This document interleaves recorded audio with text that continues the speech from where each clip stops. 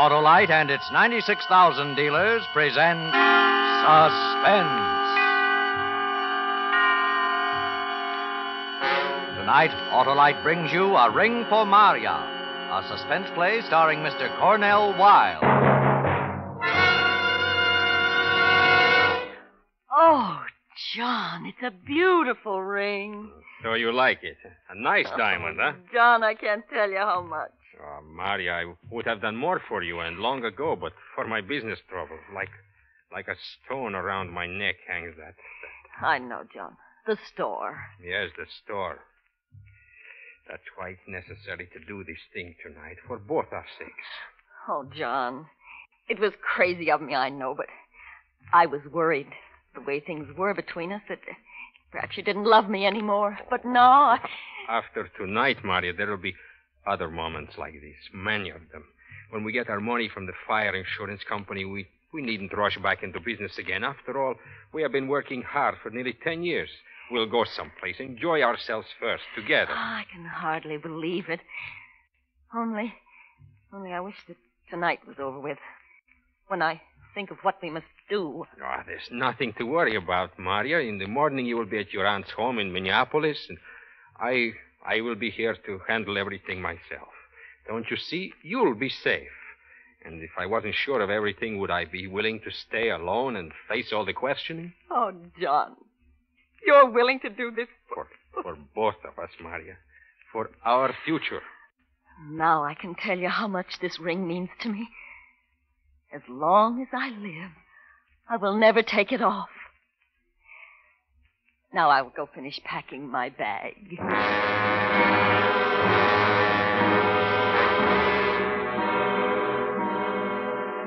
She kissed me before she went, and then I sat there on the couch and rubbed away at my mouth. She always smelled like laundry water, I thought. She was so big, older than I was. No, she had never appealed to me as the kind of woman I should have. If I hadn't been so frightened by America when I first arrived, I would never have married her at all. But Maria and the marriage settlement her father offered, he wanted her to have a nice boy from the old country, he said. Yes, Maria and the money seemed to go with this great new land. No more slaving for a living. I could start a business, and this big blonde would work. But now our business at the store had gone to pieces, so burn the store. With the fire insurance money, I would have a chance for the kind of life I deserved. Oh, it was a smart touch to give her the ring. With that blinding her eyes, she'd do whatever I wanted her to do. And afterwards, there'd be no trouble divorcing her. I had tested her in quarrels. She was the kind that takes her beatings silently. In just a moment, Mr. Cornel Wilde in the first act of A Ring for Maria. Ringing in the new year early, Harlow? Why, no, Hap. Those are only the 3 chimes. What 3 chimes? The 3 chimes a year an Autolite Stay Full battery needs water in normal car use. Harlow, you deserve life for that. And I'll take it if it's the longer life of an Autolite Stay Full, because the Stay Full gives 70% longer life, as proven by tests conducted according to SAE minimum life cycle standards. You're positive, Harlow? Positive is the word, Hap. Every positive plate in the Autolite Stay Full battery is protected with fiberglass retaining mats to reduce flaking and shedding and keep the power-producing material in place. You've sure got your battery problem solved for 1951, Harlow. Right, Hap. And friends, for the new year, see your neighborhood Autolite battery dealer and have him install an Autolite Stay Full battery. A battery that needs water only 3 times a year in normal car use. And remember, you're always right with Autolite. And now, with A Ring for Maria and the performance of Mr. Cornel Wilde, Autolite hopes once again to keep you in suspense.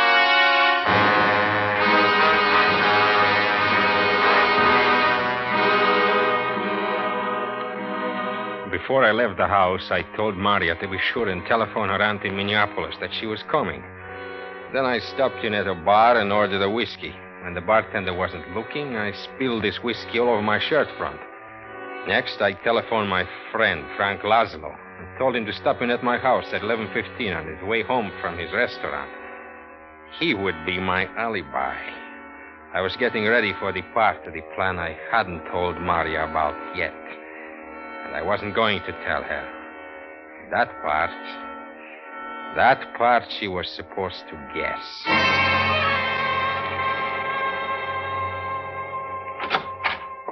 John? Oh, I'm so glad you're back. I tried not to think of it, but... John, you look... What's the matter? I can't do it. What? I can't go. I can't trust myself. I even had some drinks to get up my nerve, but... No, I've been through too much all these months worrying. You have been drinking. I can smell it. You never drink. I told you, I had to do something. I tried to pretend that I was brave, that this thing tonight, because it meant so much to us, I would go through with it, but I can't. I can't. It takes a stronger person than I am. Oh, but, John, if you mean the fire, burning the store, I'm glad we're not going. It was a terrible thing anyway. I'm glad. What are you glad about? The insurance is our only hope. Do you know what it means? Without it, we have nothing. It's the end of things, of you and me, of everything. I will have to go away alone. I couldn't go on with you, knowing that I'm a failure as a man. John, it is not the end. Let them take the store. We'll begin fresh again. No. It was the only thing. Now we shall fail. I shall just go somewhere and disappear, and you... Yes? Yes, John? What about me? That's what I hate to think about. That I must leave you. If only this thing tonight could be done. It's so simple. It's all arranged. We would have had happiness. John, let me do it. You were willing to stay behind and face everyone while I was safe at my aunt's. Why shouldn't I be willing to do as much now that this strain has proven too much for you? You stay here, John. I will go to the store. I will do it myself and then get on the train. It will be as we planned, only... Just don't talk like that anymore about leaving me. No. I was just talking.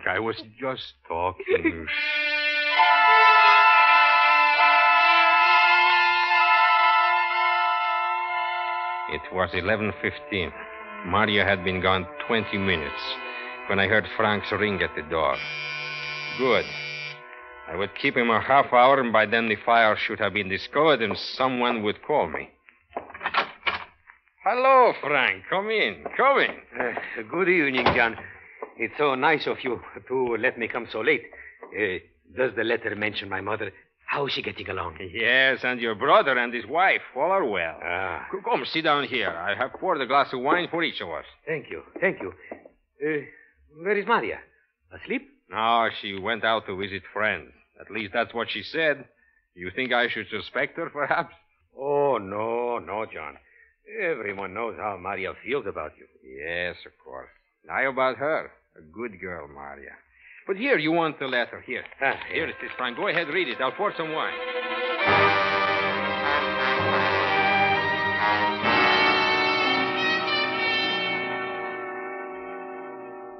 John, a whole bottle of wine we put away. I'll never be able to sleep. And it's nearly midnight. Don't be foolish. It's wine, not that ink you sell for coffee. You'll sleep. Well, I'm off. Thanks for calling me about the letter. Don't go, Frank. I don't get to see you often. Your phone, John. Answer it. I will find my way out. Well, all right, Frank. It is nearly midnight, eh? 7 minutes to. Good night. Good night. Hello? Hello, is there someone on the line? What is that? Who is it? John. What did you call for? Oh, John, I'm burned. What happened? I fell afterward in the dark, in the fire.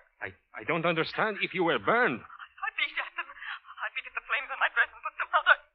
I got up the stairs and ran from the store. Did you remember to lock the door? I don't know. I was in pain, I tell you. I walked and cried. I didn't know what to do. And then I saw a little bar. I waited till it was almost empty, and that's where I am now. In the telephone booth. Oh, John. But if you're in a bar, the people, can they see? No, I took my coat off when I went into the store before I went down to the basement. That's why the fire burned through my dress so quickly. Now I have my coat on. I can't tell. Maria, do you hear me? Yes, John. I'm coming with the car. Where is the place? A little bar. Clock Street. Near the railroad yard. Yes, I know. Leave the place and wait for me behind the freight loading platform where it is dark. I'll be there in 20 minutes. Don't talk to anyone. Don't let anyone see you too closely. You understand? Yes, John. Hurry.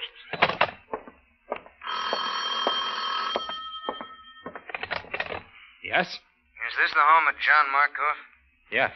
Are you John Markov? Yes. Do you operate a stationery store at 410 Wells Street? Yes, that's my place. Why? What happened? This is the police department. There's a fire there. You better get right down. Fire in my place? How bad is it? How did it start? What's burning? Don't know any answers like that yet, Mr. Markov. I understand it's just striking out now, and they haven't been in the place yet to look around. You better get down there and help check. Shall I get word to them that you're coming? Well, yes, of course, right away. Mr. Markov. Yes? You've been home all night, Mr. Markov? Well, yes, why? You'd better hurry down. Yes, I will.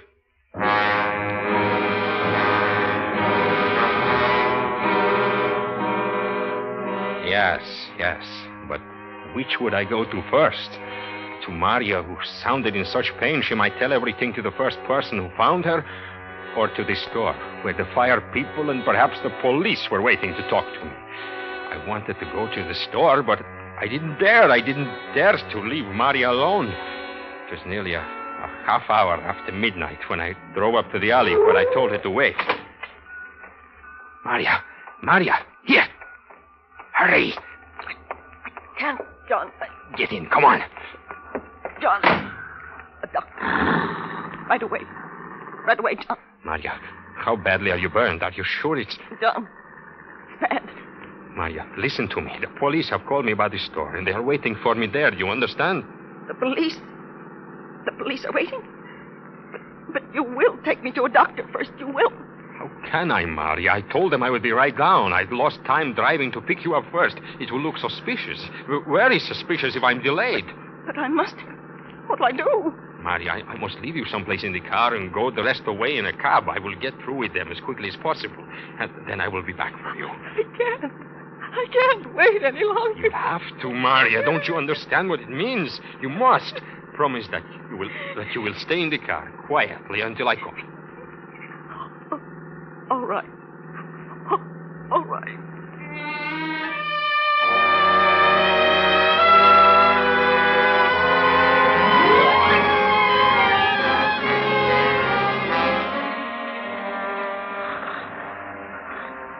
So, you wouldn't know anything at all about how the fire got started, eh? No, I would not, sir. And, you were home with this friend from 11:20 until nearly midnight? Yes, that's right. I was home with my friend Frank Laszlo. He owns that restaurant right on the corner there. He always closes up by 11, and tonight he stopped in to read a letter I received from friends of ours in the old country. All right. We'll talk to Mr. Laszlo. In the meantime, Mr. Markov, you better drop in at the fire marshal's office in the morning at 10 o'clock. You mean that I... No, I don't mean anything. Why, certainly. Anything I can do to help, I'll be there, of course. Of course.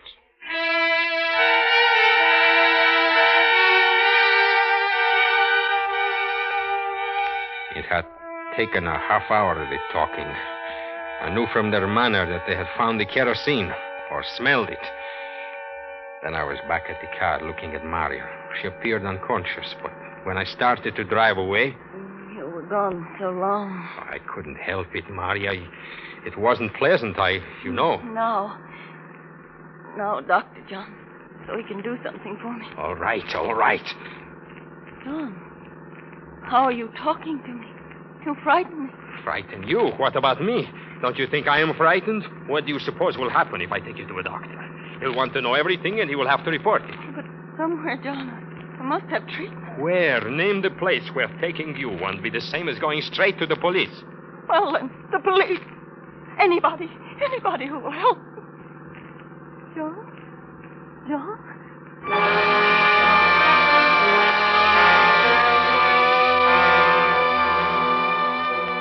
I couldn't answer her. I was trapped now, I thought.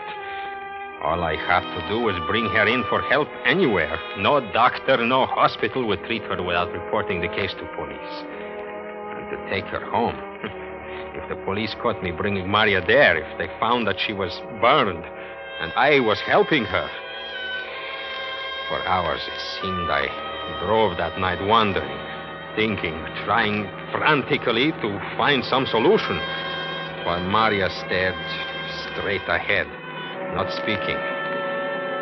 Sometimes she would cry, and then it was quiet again. She slept. I wanted to get away from other cars, from people. So I turned onto an old dirt road that led along the river. When I got to a dark spot, I stopped. John? Yes, I'm here, Maria. Are we at the hospital? No. And there is no doctor? No, there is no doctor. There's no hospital. And there is not going to be any. You got yourself into this, and you got me into it. When you are found burned, it's prison for both of us. John, I said prison. Separate prisons, thank goodness. Anything to get away from you. Now, do you understand? Now, let me hear you say John again. Once more before I go. Yes. Once more. But let me touch you. Let me just touch you. What are you doing? John! Get back. Take your hands away from my face. John! John!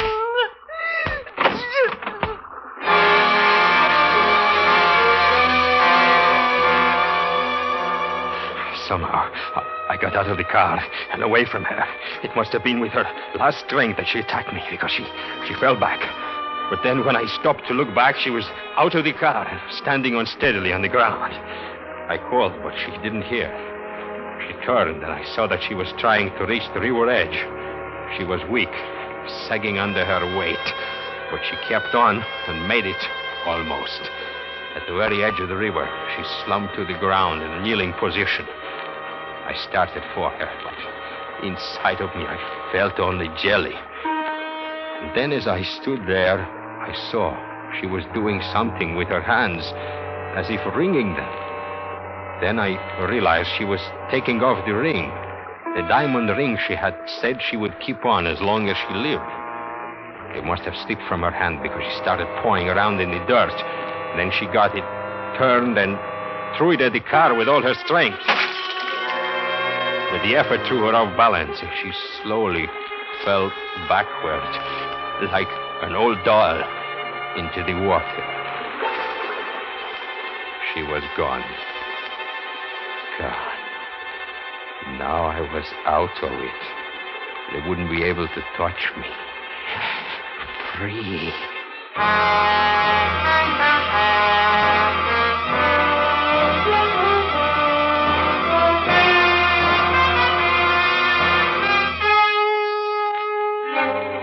Autolite is bringing you Mr. Cornel Wilde with Irene Tedrow in A Ring for Maria, tonight's production in radio's outstanding theater of thrills, Suspense.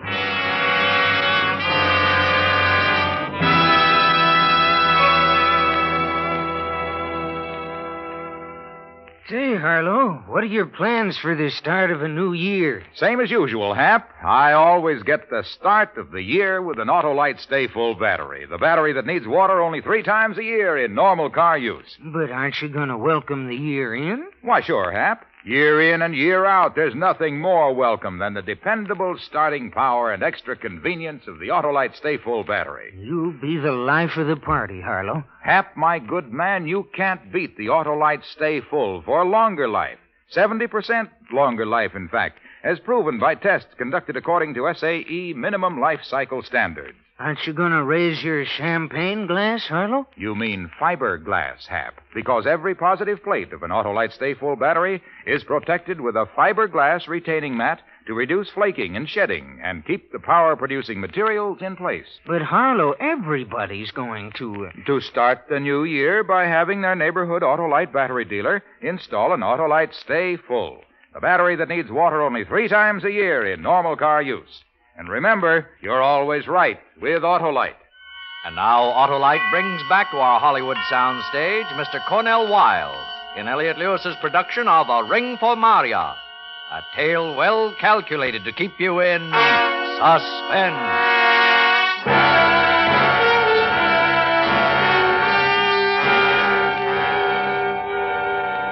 Early in the morning, I went to a police station. I had decided it would look odd when Maria's body was found if I had not reported her absence. They took her description and then... How about jewelry? Did she have any she might be wearing? Only her wedding ring and earrings, gold earrings shaped like a hoop. Nothing else? Nothing. All right, Mr. Markov. We'll call you the moment we hear anything. But I think she'll be walking in on you soon. That's our experience in these cases. I breathed easier when I left the station. I had almost told him of the diamond ring. I didn't want to because I had failed to find it when I made a hurried search before leaving the river's edge.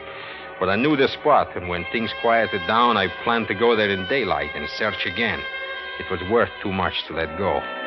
Just now, the only thing ahead of me was the visit to the fire marshal's office at 10 o'clock. But I wasn't worried about that. Let them ask their questions. I had an alibi. I was home when the fire started. And the only person who could implicate me in any way was dead. Yes, I had to admit things had turned out not bad. Not bad.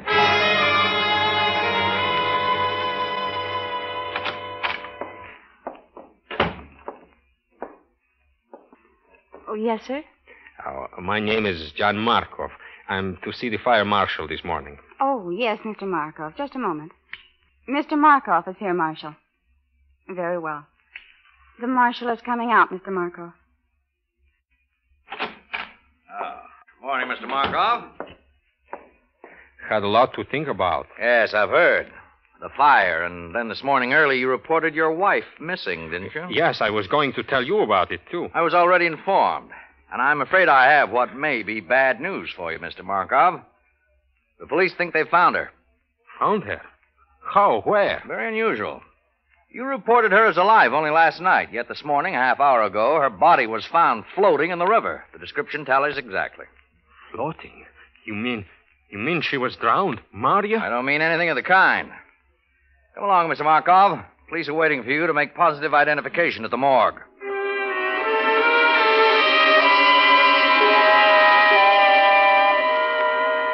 I didn't like the way the marshal talked or acted with me. It made me feel as if something had gone wrong. But I told myself to stop worrying. They could know nothing, especially if Maria was dead.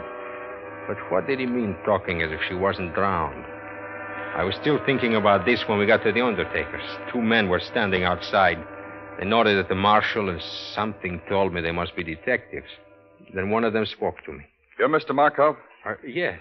I'm Sergeant Holbrook with the Homicide Bureau of the Police Department, Mr. Markov. We'd like to take a look through your car. Is it here? Why, sure, go ahead. Let me have your keys, you mind? Yes. We might have to move the car, one reason or another.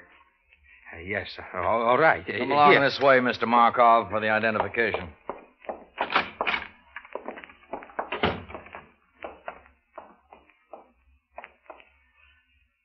Well, Mr. Markov? It's her. It's Maria. But how? What happened? What happened was a tragedy, Mr. Markov. But do you see those marks on her body? Yes. Those marks are burns. And there was a fire in your store last night. But I don't understand. You think Maria... Marshal, can I talk to you for a moment? Oh, yes, Sergeant. Look over here.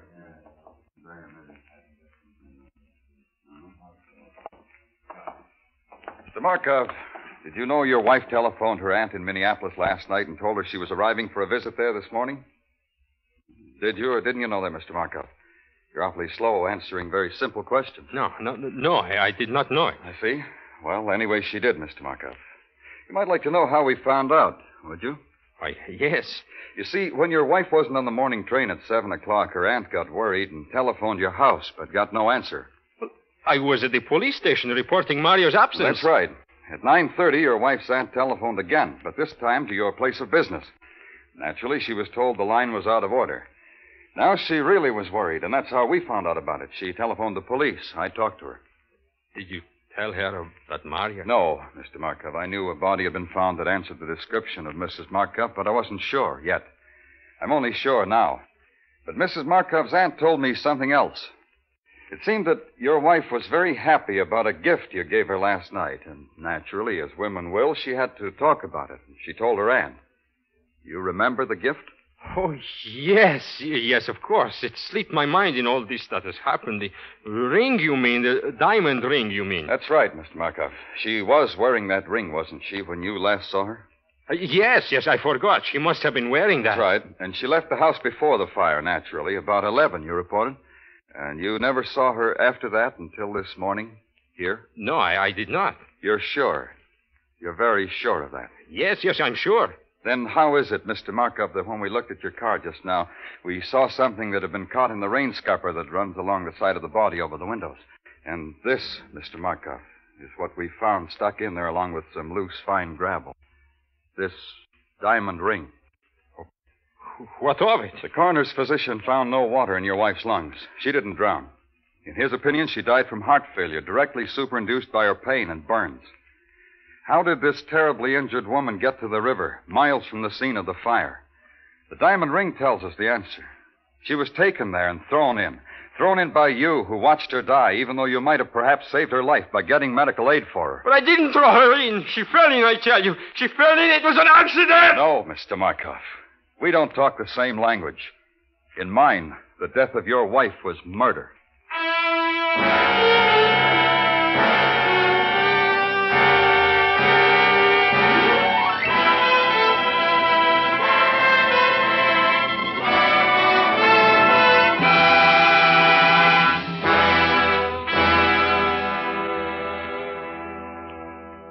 Suspense, presented by Autolite. Tonight's star, Mr. Cornel Wilde. Well, see you next year, Harlow. Okay, Hap, and in the meantime, don't forget. Don't forget what? That Autolite makes over 400 products for cars, trucks, planes, and boats in 28 plants coast to coast. These include complete electrical systems used as original factory equipment on many leading makes of America's finest cars. Electric windshield wipers, starting motors, voltage regulators, coils, distributors, wire and cable, generators. So, friends, don't accept electrical parts supposed to be as good. Ask for and insist on original factory parts at your neighborhood service station, car dealer, garage, or repair shop. And because all Autolite parts are original factory parts, you can be sure you're right. Because you're always right with Autolite. Next week on Suspense, Mr. Mickey Rooney as star of Alibi Me. And in weeks to come, you will hear such famous stars as Ginger Rogers, Eve Arden, and Ezio Pinza, all appearing in tales well calculated to keep you in suspense. Suspense is produced and directed by Elliott Lewis, with music composed by Lucien Morawek and conducted by Lud Gluskin. A Ring for Maria was written for Suspense by Louis Pollock. Cornel Wilde is next to be seen in the new RKO Technicolor production, Sons of the Musketeers. And remember, next week on Suspense, Mr. Mickey Rooney in Alibi Me.